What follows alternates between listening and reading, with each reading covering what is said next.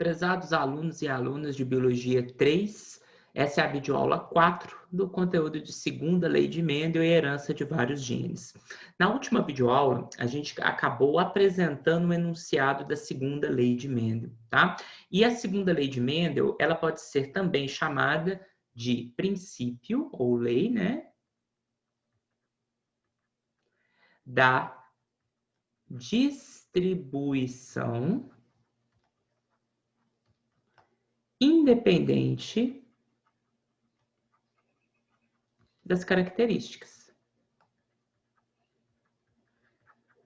Resumindo o que a gente viu na aula passada, os genes que controlam uma característica se segregam de maneira independente dos genes, dos alelos, né, óbvio, que controlam outra característica. Por isso que a herança de uma característica com seus alelos é um evento independente da herança controlada por outros alelos de outro gene. E aí a gente apresentou no finalzinho da aula passada esses dois enunciados dessa lei da distribuição independente das características ou segunda lei de Mendel. Uma delas, na formação dos gametas, o par de alelos responsável por uma característica separa-se de forma independente do outro par de alelos responsáveis por outra característica. Ou os pares de alelos localizados em cromossomos não homólogos separam-se de forma independente na formação dos gametas. Então, o pré-requisito para que a segunda lei de Mendel seja aplicada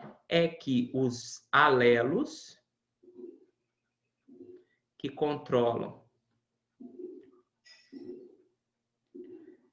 as características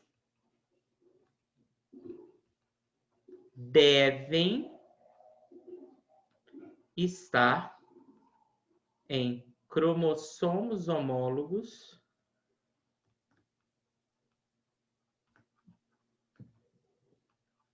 diferentes. Se eles estiverem no mesmo par de cromossomos homólogos, a segunda lei de Mendel não se aplica. E vocês já devem estar na ponta da língua para responder qual é o evento, o processo biológico que explica a segunda lei de Mendel. Não é à toa que é a nossa queridinha a meiose.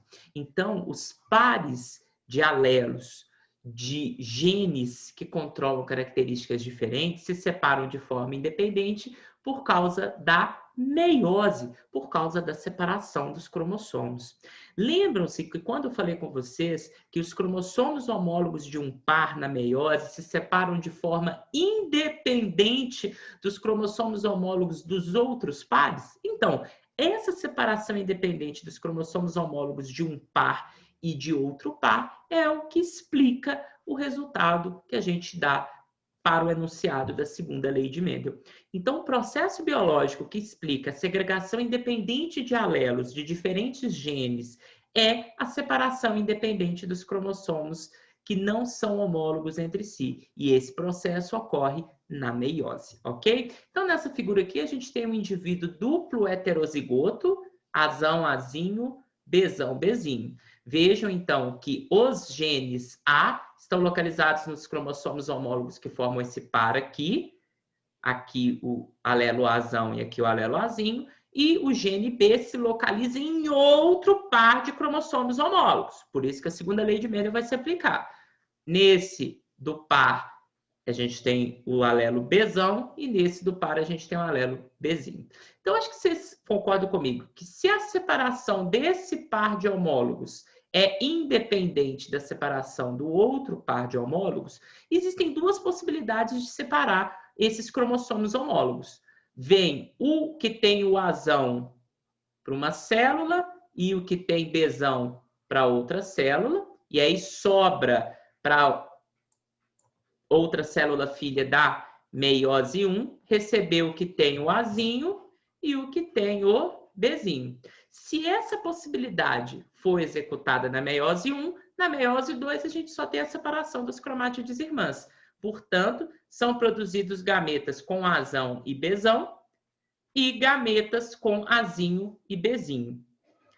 Entretanto, igualmente possível é que o cromossomo com o Azão venha para a mesma célula filha que tem o cromossomo com o Bzinho, é independente, é aleatório. Portanto, na meiose 1 seria produzida a célula filha com Azão e Bzinho. E sobrou para outra célula filha receber o cromossomo com um Azinho e com o Bzão. Nesse caso, então, nessa segunda possibilidade que se desenha na meiose 1, na meiose 2 só separa cromátides irmãs. E aí o que a gente tem são gametas Azão, Bzinho, Azinho, Bzão.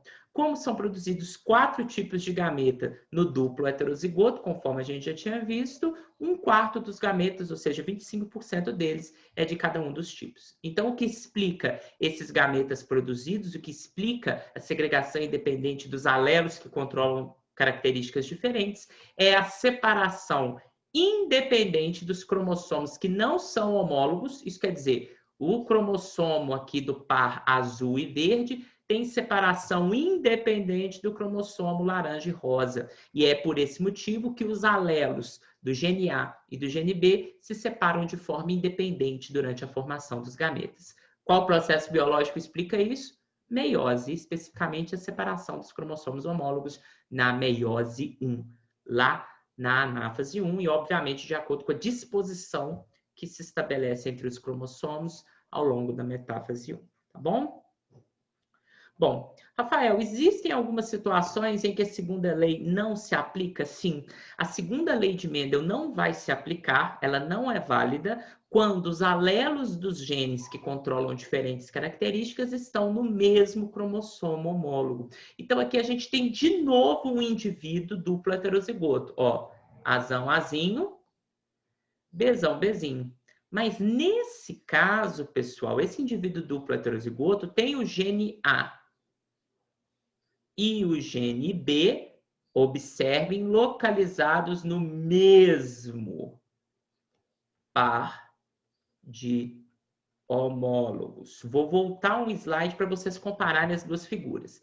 Essa é uma situação onde a segunda lei de Mendel não se aplica. Por qual motivo? Porque o gene A e os alelos Azão, Azinho dele, e o gene B, com seus alelos Bzão, Bzinho, estão no mesmo cromossomo homólogo. E aí, a segunda lei de Mendel não se aplica. O que a gente vai estudar na maior parte do tempo são situações como essa, em que o gene A está num par de homólogos e o gene B está em outro. E aí sim, a segregação dos alelos do gene A e gene B é independente. E aí, nessa situação, a segunda lei de Mendel se aplica. Quando os genes estão em cromossomos homólogos diferentes, segunda lei de Mendel se aplica. Segunda lei de Mendel não se aplica quando os genes estão no mesmo cromossomo homólogo. É o que está nessa situação aqui. E aí, nesse caso, o indivíduo duplo heterozigoto não produz 4 tipos de gameta na mesma proporção. Ele vai produzir 2 tipos de gameta quando a gente desconsidera o crossing over, ou ele vai produzir, sim, 4 tipos de gameta. Mas aí a proporção entre esses 4 tipos de gameta não é 25% para cada um deles. Infelizmente, esse conteúdo de quando a segunda lei de Mendel não se aplica, que é o que a gente chama de genes ligados porque estão no mesmo cromossomo homólogo, como está bem claro aqui na figura, a gente não vai estudar aqui no terceiro ano, principalmente porque é um conteúdo extremamente difícil e que fica complicado para a gente trabalhar aqui no ensino não presencial. Mas eu gostaria que vocês entendessem, percebessem que nem sempre a segunda lei de Mendel será aplicada, principalmente quando a gente pensa na situação em que os cromossomos, os genes que controlam características diferentes, estão no mesmo cromossomo homólogo. Aí a segregação deles não é independente, ela é dependente porque eles estão ligados no mesmo cromossomo, eles estão no mesmo DNA. E isso, infelizmente, nós não teremos condições de estudar aqui no terceiro ano, no formato ensino não presencial. Mas saibam que nem sempre a segunda lei de Mendel aplica-se. Ela se aplica quando os genes que controlam uma, duas, várias características estão em pares de cromossomos homólogos diferentes, tá?